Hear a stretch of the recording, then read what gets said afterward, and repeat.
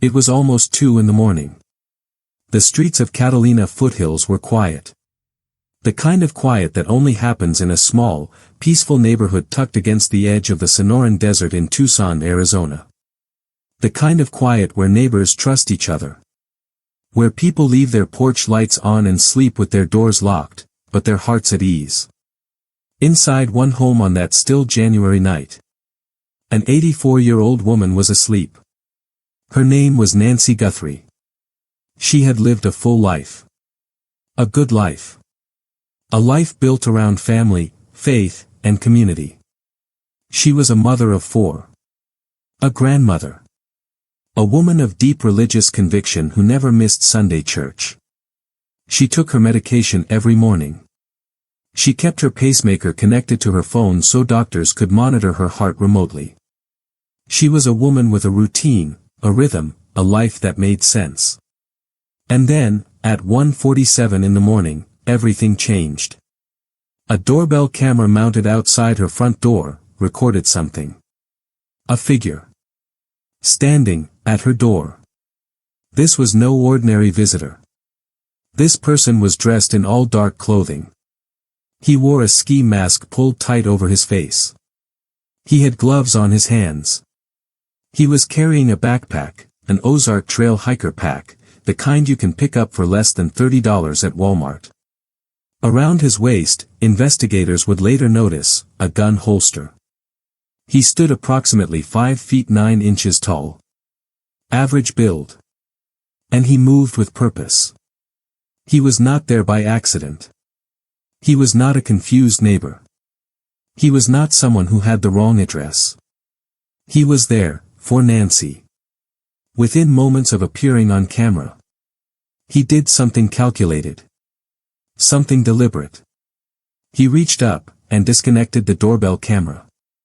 The footage went dark. The neighborhood stayed quiet. And for the next 41 minutes. Nobody outside that house knew what was happening inside. Then, at 2:28 in the morning, a signal went silent. Nancy's pacemaker, the small electronic device keeping her heart beating steadily, disconnected from her phone. That phone was her lifeline to medical monitoring. When that connection dropped, investigators believe it meant only one thing. Nancy Guthrie was no longer in her home. She had been taken. By morning, her family would be calling hospitals. By mid-morning, they would call the police. Blood would be found on her front porch.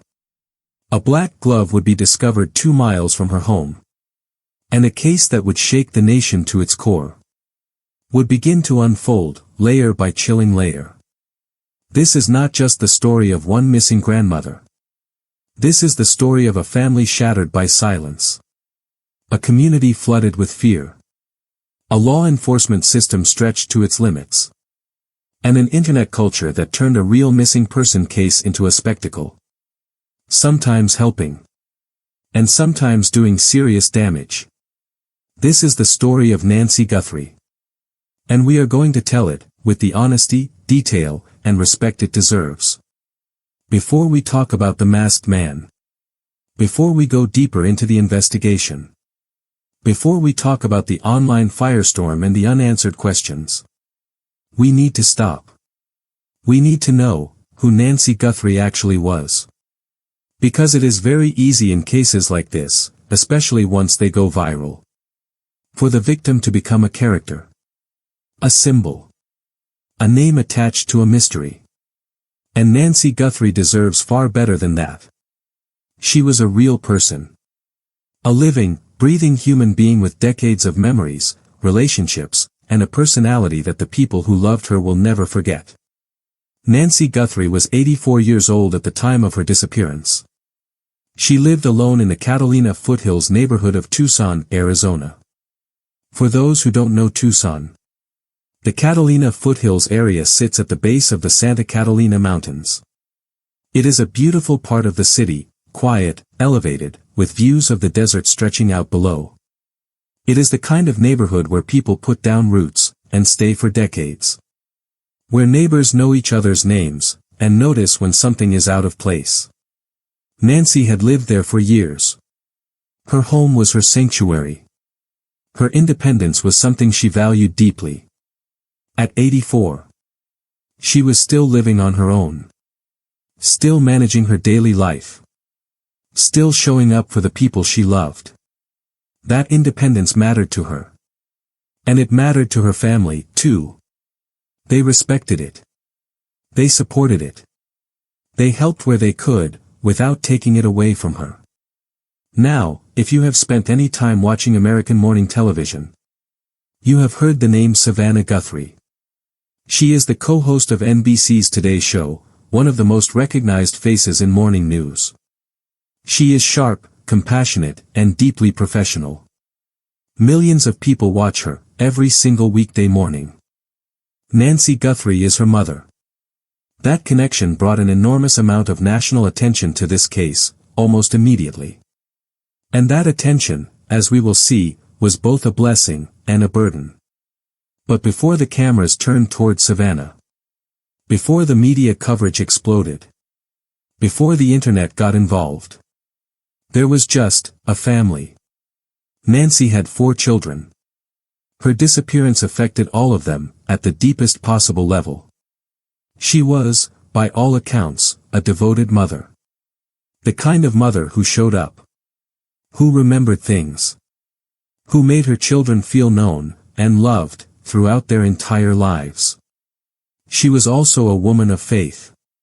That detail matters. Because it was not incidental to who she was. Her faith was central.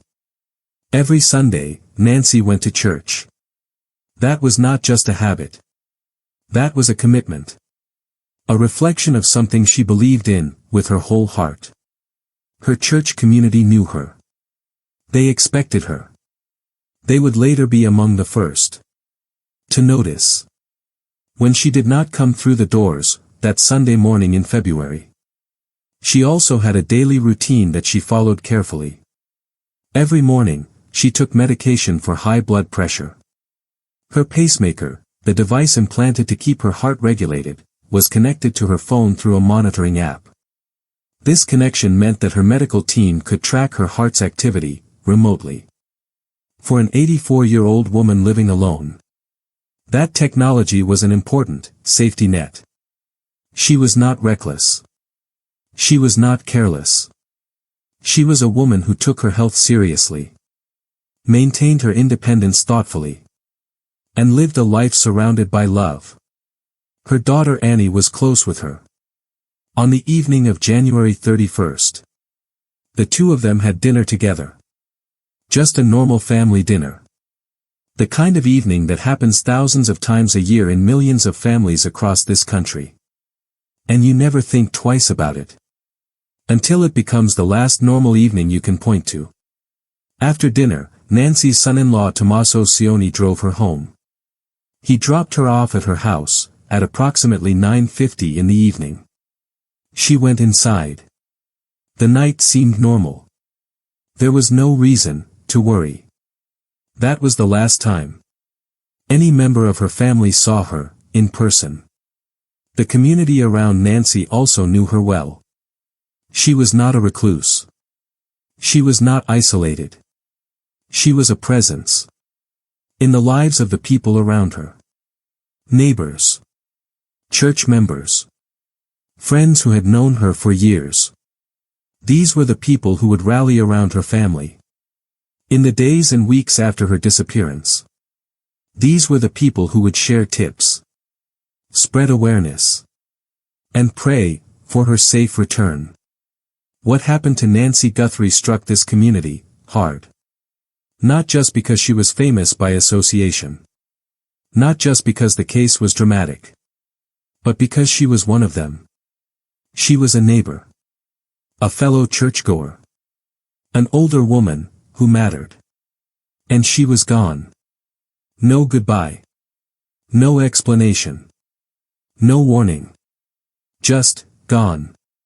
The question that her family, her community, and investigators have been asking ever since. The question that tens of thousands of people have been trying to answer. Is simple. But devastating. Where is Nancy Guthrie? Let's go back to January 31st. It is important to walk through this night carefully. Because the details matter. Because buried inside those specific timestamps and specific details is the story of what investigators believe happened. And understanding that story is the only way to understand where the case is now. The evening started completely normally. Nancy Guthrie had dinner with her daughter Annie. We do not know every detail of that meal. What they talked about. What they ate. Whether they laughed about something. Or caught each other up on family news. But we know it was a family dinner. A routine, warm, ordinary evening. Between a mother and her daughter. After dinner, Annie's husband, Tommaso Cioni, drove Nancy home. At approximately 9:50 p.m. Tommaso pulled up to Nancy's house in the Catalina foothills. He dropped her off. She went inside. He drove away. That moment, 9:50 p.m., January 31st, is the last confirmed, verified moment that a family member was with Nancy Guthrie. The house went quiet. The neighborhood settled into the late-night calm of a winter desert night. Hours passed. Then, at 1:47 in the morning, the doorbell camera outside Nancy's front door activated. A motion sensor. A recording. And what it captured would eventually become one of the most analyzed pieces of footage in this entire case. A man approached the front door. His face was completely covered. A dark ski mask, pulled tight. He wore gloves. He had a backpack strapped to his back. An Ozark Trail hiker pack, a specific model sold at Walmart stores across the country. Around his waist, investigators noticed what appeared to be a gun holster. He was approximately 5 feet 9 to 5 feet 10 inches tall. His build was average. Not notably large. Not slight. He moved like someone who knew exactly what he was doing. He stood at Nancy's door. And then he reached up, deliberately, calmly. And he disconnected the doorbell camera. The feed cut out. Now, think about that for a moment. Think about what that action tells us about this person. This was not someone who stumbled upon the house by accident. This was not a random opportunist. Someone who disconnects a security camera at 2 in the morning is someone who knew that camera was there. Someone who had thought about it in advance. Someone who had a plan. Investigators would later determine that this same figure may have visited the property nearly 3 weeks earlier, on January 11th, which we will cover in detail shortly. But the implication is clear. This visit on January 31st was not the first time someone had studied this home. After the camera was disconnected, we have no visual record of what happened inside that house. What we do have is a timestamp. At 2:28 a.m., 41 minutes after the masked figure appeared at the door, Nancy Guthrie's pacemaker disconnected from her phone. 41 minutes. That is the window investigators are working with. 41 minutes between 1:47 and 2:28. 41 minutes in which, based on all available evidence, someone entered Nancy's home, and then left, taking her with them. Investigators believe the 2:28 a.m. pacemaker disconnection is the moment Nancy was physically removed from the house. The logic is straightforward. If she had simply rolled over in bed and the connection dropped accidentally, it would likely have reconnected. A pacemaker device monitoring a sleeping patient in her own home does not just permanently drop offline at 2:28 in the morning and never come back. The fact that the signal dropped, permanently, at that specific time, so close behind the doorbell camera footage, led investigators to conclude that Nancy was taken out of her home at approximately 2:28 a.m. on February 1st. Now here is something that deserves your attention. 41 minutes is not a long time. For someone to break into a home, overpower an 84-year-old woman, restrain her, gather any necessary materials, and leave with her, all while leaving very little evidence behind. This tells us something about the person involved. They were organized. They moved quickly.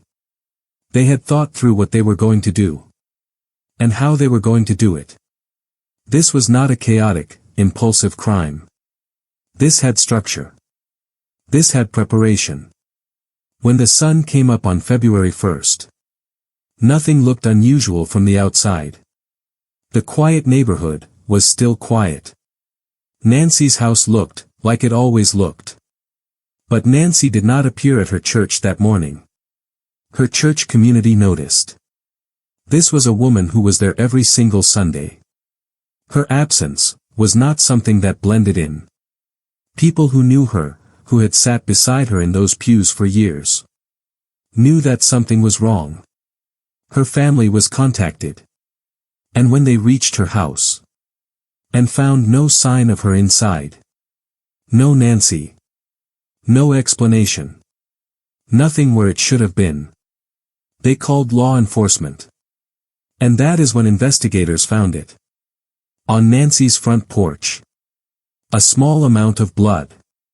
Her blood. That detail, the blood on the porch, sent a chill through everyone who heard it. Because blood on a porch means that at some point during that removal from the house, Nancy was injured.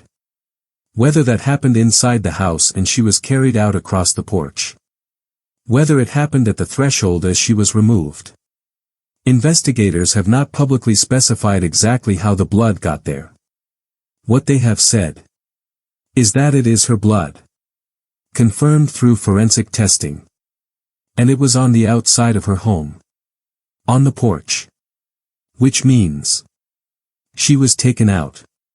The Pima County Sheriff's Department was notified. Law enforcement descended on the property. The FBI became involved. And what began as a missing persons report quickly escalated into something far more serious. A kidnapping investigation. A coordinated, premeditated kidnapping of an 84-year-old woman from her own home in the middle of the night.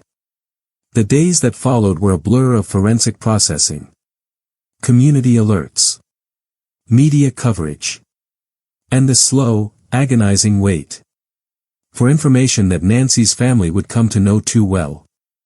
As investigators processed the scene and began piecing together the timeline, one question kept driving everything.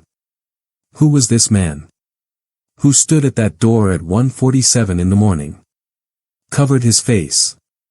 Carried a specific backpack from a specific store. Wore a gun holster. And took Nancy Guthrie from her home? And where did he take her? Those questions are still unanswered. But the evidence left behind, the clues this person did not know they were leaving, would tell investigators more than the perpetrator may have realized. In any criminal investigation, the evidence is where the truth hides. Sometimes evidence is dramatic. Sometimes it is quiet. Sometimes it is a single thread that, if you pull it at exactly the right angle, unravels everything. Investigators in the Nancy Guthrie case have been pulling at several threads since early February. So far, the full picture has not yet come together. But the threads themselves are significant. Let's go through them, one by one. The first piece of evidence is the doorbell camera footage itself. We have already talked about the masked figure captured on doorbell camera at 1:47 a.m. But here is something that almost cost investigators everything. Initially, it was believed that the doorbell camera footage had been lost. When the masked man disconnected the device, it appeared that the footage had been wiped, or was unrecoverable. This was a major concern early in the investigation. Visual evidence of the suspect, even masked, is enormously valuable. The way someone moves, their height, their build, the specific gear they are wearing. All of that matters. But then came a break. The FBI, using what investigators described as back-end residual data recovery techniques, was able to pull the footage back from the device. The footage had not been fully erased. There was residual data left in the system, stored in a way the suspect apparently did not account for. And FBI technical specialists were able to reconstruct it. This is a meaningful detail. Modern security devices often store data in multiple locations simultaneously. On the device, in cloud backups, in temporary server caches. Simply unplugging a camera does not necessarily destroy every copy of what was recorded. The FBI's ability to recover this footage from residual data likely means the suspect underestimated modern digital forensics. The recovered footage confirmed the physical description investigators worked from: ski mask, gloves, the Ozark Trail backpack, and the apparent gun holster. Now let's talk about that backpack, specifically. The Ozark Trail hiker pack is a specific, identifiable item. It is sold at Walmart stores across the United States. Investigators identified this backpack from the doorbell footage. This is significant, for a few reasons. First, it gives investigators a purchasable item to trace. If this backpack was purchased at a specific Walmart location, there may be transaction records, surveillance footage from that store, or other identifying information tied to that purchase. Second, the choice of a specific, affordable backpack from a mass-market retailer like Walmart suggests either a deliberate attempt to use an untraceable item, or the kind of practical decision-making that might narrow down the suspect's profile. Investigators have publicly named the backpack in press releases and public appeals, likely hoping that someone, somewhere, will recognize having seen this specific bag on this specific person.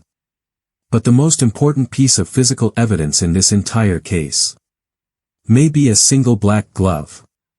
Approximately 2 miles from Nancy Guthrie's home, investigators discovered it, lying on the ground. Forensic analysis of that glove found DNA. Male DNA. Unknown male. No match in existing law enforcement databases. Let's sit with that for a moment. The suspect left behind a glove. Inside that glove, in sweat, in skin cells, in the biological traces that the human body constantly sheds, is genetic information. That belongs to the person investigators believe is responsible for taking Nancy Guthrie. That DNA profile currently sits without a match. No record in the FBI's CODIS database. No criminal history that links to this genetic profile. Which means either this person has never been arrested in the United States, or their DNA has never been collected as part of any prior investigation. But DNA evidence does not expire.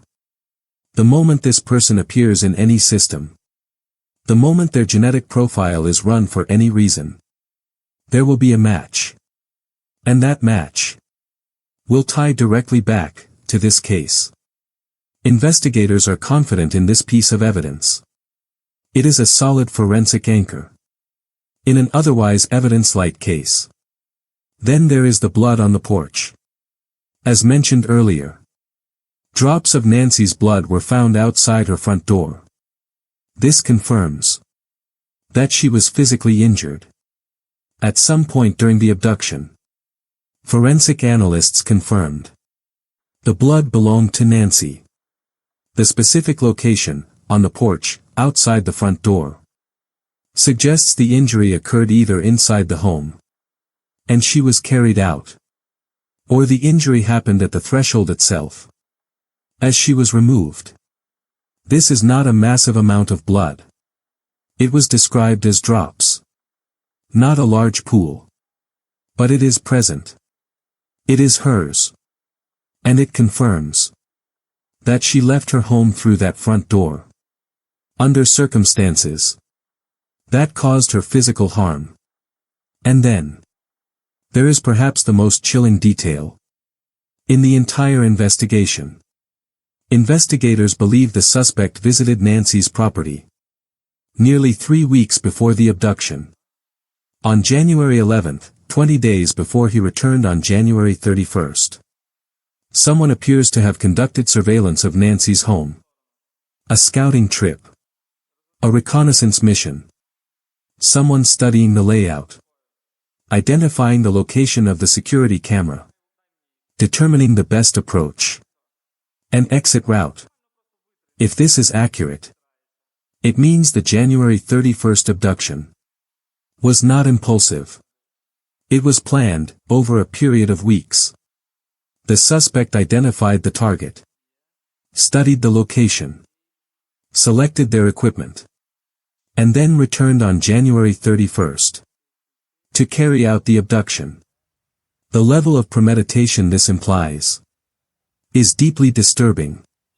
This was not a crime of opportunity. This was a calculated, organized operation against a specific elderly woman living alone. The family's most recent public statement has directly asked the public to focus on both January 11th and January 31st, hoping that someone out there saw something, or has information that connects to either of those dates. Taken together, these pieces of evidence paint a picture of someone who is organized, patient, and deliberate. Someone who planned this crime in advance. Someone who attempted to neutralize the security camera, but did not account for digital forensic recovery capabilities. Someone who wore gloves, but lost one. Someone who left behind DNA without realizing it. This is not a ghost. This is a real person who made real mistakes. The question is whether those mistakes will be enough to find them. Not long after Nancy Guthrie's disappearance became public, the media began receiving ransom communications. These notes, sent to outlets including TMZ and Tucson's own KOLD news station, claimed to be from the person or persons holding Nancy. Several of them demanded payment in Bitcoin. Some of the demands referenced millions of dollars. Ransom notes to media organizations are unusual. Kidnappers who demand ransom typically communicate directly with the victim's family, not with television stations and entertainment news outlets. The decision to contact the media suggests either an attempt to create public pressure on the family, a desire for attention, or the work of someone with a distorted understanding of how ransom situations actually operate. The family was put in an immediately difficult position. How do you know which communications are real? How do you know whether the person claiming to hold your mother is actually the person who took her, or someone opportunistically exploiting a high-profile case for their own reasons? And then there is the deeper problem. The problem that makes this case unlike almost any missing persons case that came before it. We live in 2026. Artificial intelligence can replicate voices. It can synthesize video. A deepfake can make it appear that any person said anything, in any setting, at any time. The technology has advanced to a point where even trained experts sometimes struggle to distinguish real recordings from AI-generated fabrications. Nancy Guthrie's family made this concern explicit and public. In an official statement, they acknowledged the terrifying reality of the moment. We live in a world where voices and images are easily manipulated. They were right to say it. Because in a ransom situation where any video or audio communication could theoretically be manufactured by AI, the family had no way of knowing whether any supposed proof of life, a recording of Nancy speaking, a brief video clip, was actually her, or a digital fabrication designed to extract payment. This AI complication fundamentally changed the dynamics of the ransom situation. The family demanded verified proof of life. Real proof. Not something that could have been pulled from old recordings or synthesized by software. Something that could only have been produced in the present moment, with genuine access to Nancy. That verification never came. And then there was Derek Colella. He was arrested and charged in connection with hoax ransom texts sent in relation to the Nancy Guthrie case. According to investigators, these texts were fraudulent, sent by someone attempting to insert themselves into the case, not by the actual perpetrator. This is a phenomenon investigators call exploitation activity. When a high-profile case generates enormous media attention, certain individuals attempt to exploit the chaos and confusion. They send fake demands. They claim to have information. They insert themselves into the situation for reasons that range from financial motivation to a disturbing desire for attention. Colella's arrest was important for two reasons. First, it removed a source of noise from the investigation.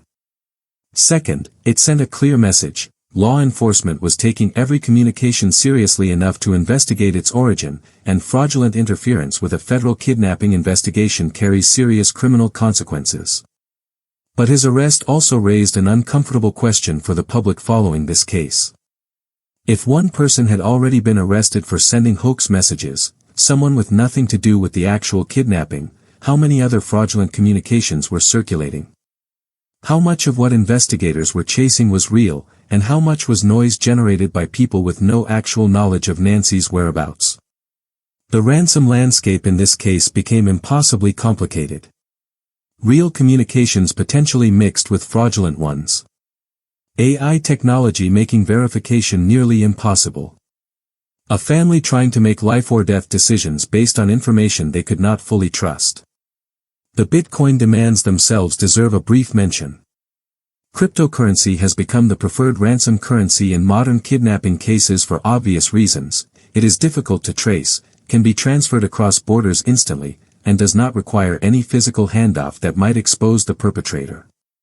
But Bitcoin transactions are not entirely untraceable. Federal investigators have developed sophisticated methods for tracking cryptocurrency movements across the blockchain. If a ransom payment were ever made, and there is no public confirmation that one was, the resulting transaction could potentially be followed. For now, the ransom situation remains unresolved. Communications came. Verification was demanded. Proof did not come. And the family continued to wait. Let's talk about something that nobody in Nancy Guthrie's family asked for. The moment a high-profile kidnapping case hits the internet in 2026, something happens. Something that has no historical precedent. Something that can help, and something that can cause genuine damage. The amateur sleuths arrive. They come from every corner of the digital world. YouTube channels dedicated to true crime. TikTok accounts that post hourly updates. Reddit threads where thousands of users pool their observations, their theories, their suspicions, and their certainties. Facebook groups with tens of thousands of members. Podcasters who turn their microphones on within hours of a story breaking. In the Nancy Guthrie case, this happened almost immediately. And the scale of it was unlike almost anything the Tucson community had seen before. Part of it was inevitable. Savannah Guthrie is one of the most recognizable people in American television. Her mother's disappearance was not going to go unnoticed. The moment the story broke nationally, it attracted an audience of millions, and within that audience were hundreds of thousands of people who had opinions, theories, and in some cases, cameras pointed at Nancy's neighborhood. One of the darkest chapters in the online response to this case was what happened to Nancy's own family. Within days of her disappearance, certain corners of the internet began pointing fingers at her relatives. The theory, repeated in comment sections, in video essays, on live streams, was that someone in the family was responsible. That the disappearance was staged. That there was a financial motive, an inheritance motive, or some other hidden reason that made the people closest to Nancy the most likely suspects. This is a pattern that true crime audiences are familiar with. In many real cases, family members are indeed the perpetrators. Statistically speaking, violent crimes against elderly victims often involve people known to the victim. And so the suspicion, while deeply hurtful, was not entirely without a historical basis. But in this case, it was wrong. Pima County Sheriff Chris Nanos addressed it directly and publicly. He stated, without qualification, that all family members and their spouses had been thoroughly investigated and cleared as suspects. The people who loved Nancy most were not responsible for her disappearance. That should have ended the conversation online. It did not. The accusatory content continued to circulate. Threads were shared. Videos were made. People who had never met Nancy Guthrie or a single member of her family made confident public declarations about their guilt. Savannah Guthrie, already living through a nightmare, had to watch as strangers on the internet speculated about whether her family had harmed her mother. The psychological toll of that cannot be overstated. And it did not stop with online speculation. Multiple true crime content creators physically traveled to Tucson and set up outside Nancy Guthrie's neighborhood. Some live-streamed themselves driving through the area. Some posted videos from outside her home. Some conducted what they called on-the-ground investigations, talking to neighbors, filming the property, and broadcasting everything live. This raises serious questions that the true crime community has not fully answered yet. On one level, the attention can genuinely help. More eyes on a case means more people watching for specific vehicles, specific faces, specific behaviors. Tips that might never have reached investigators can surface through community awareness campaigns that originate online. On another level, this level of attention at the physical location of a crime scene can contaminate evidence, spook witnesses, and interfere with an active investigation. Law enforcement officers trying to conduct sensitive interviews do not benefit from having live streamers announcing their movements in real time. One of the stranger fixations of the online investigation was what became known as Porch Guy. Amateur sleuths, reviewing publicly available footage and images from the neighborhood, identified an individual who appeared in the background of some of the early media coverage near Nancy's home. This person was dubbed Porch Guy and became the subject of intense online speculation. Theories spread rapidly. Names were attached, incorrectly, to the footage. People who had absolutely nothing to do with Nancy Guthrie's disappearance found themselves at the center of a public targeting campaign. This is the sharp edge of amateur sleuthing. When thousands of people are all analyzing the same images and none of them have access to verified information, the group does not necessarily converge on the truth. It can converge on the most compelling story, and compelling is not the same as accurate.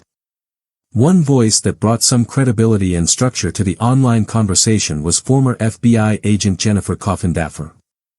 She appeared in various media contexts to discuss the investigative dimensions of the case, offering genuine professional insight into what investigators look for, how kidnapping cases develop, and what the specific evidence in this case might mean.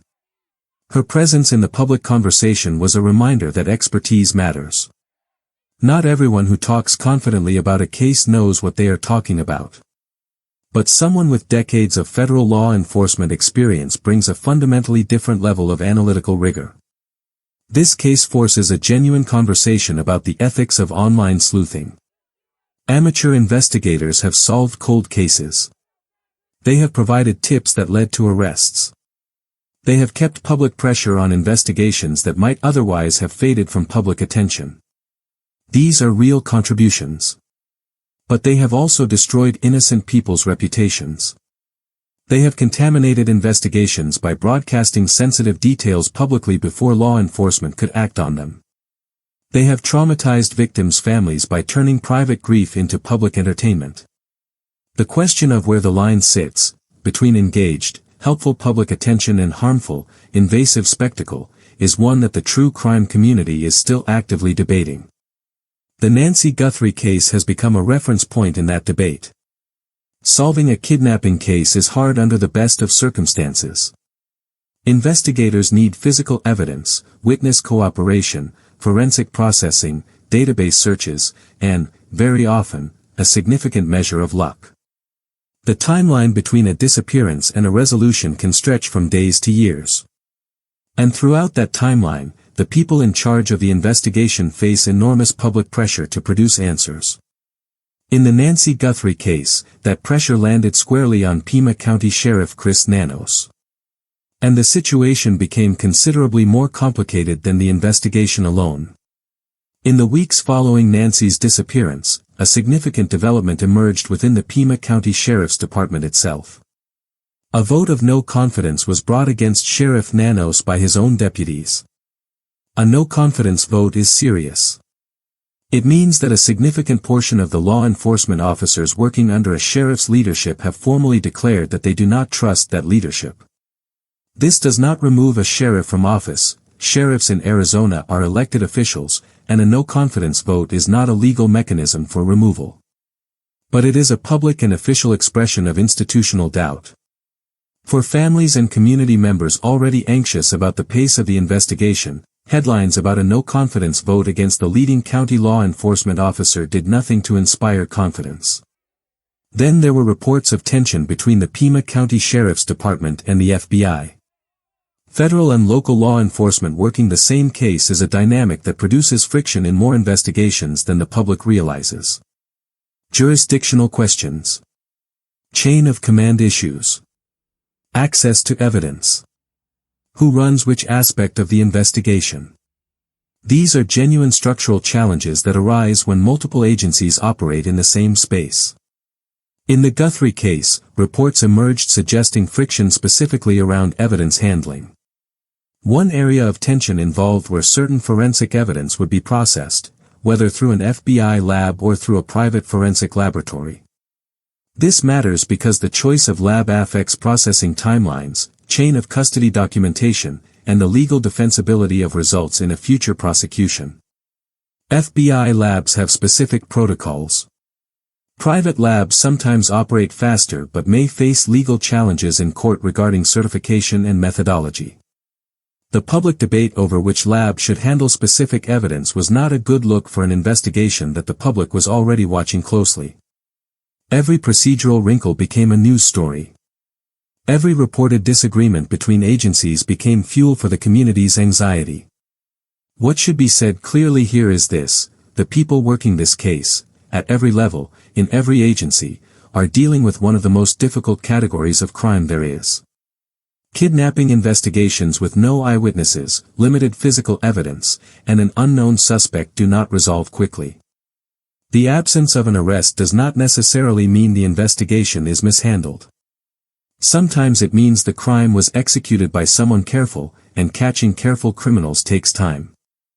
But the institutional friction around the Guthrie investigation has been visible. And in a case this public, trust matters, because it affects public confidence, which affects tip volume, which affects the actual progress of the investigation.